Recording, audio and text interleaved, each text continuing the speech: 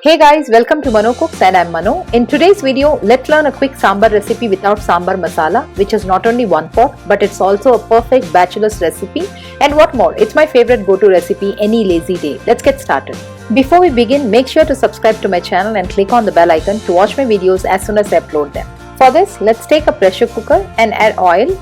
Once oil is hot, add mustard seeds and allow them to crackle.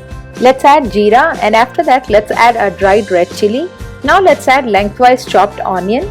Saute the onion for few seconds and add few curry leaves along with it. Here we are going to cook the onion until it's transparent, so do not brown them. And after few seconds, let's add asafoetida followed by turmeric powder.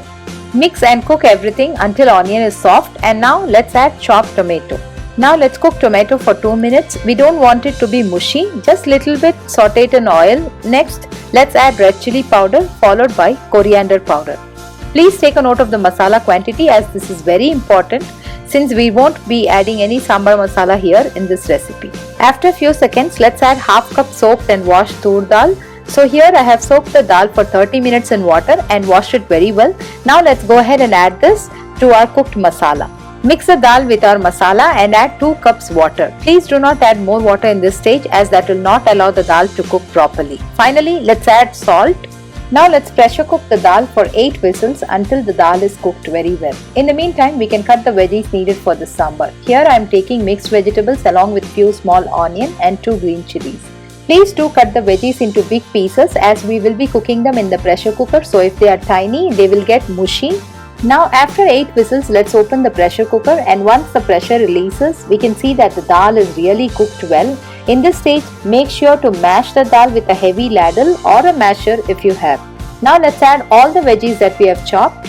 In this stage, you will feel the nice aroma and see the vibrant color of our sambar. Now let's mix all the veggies with dal and add required salt for the veggies.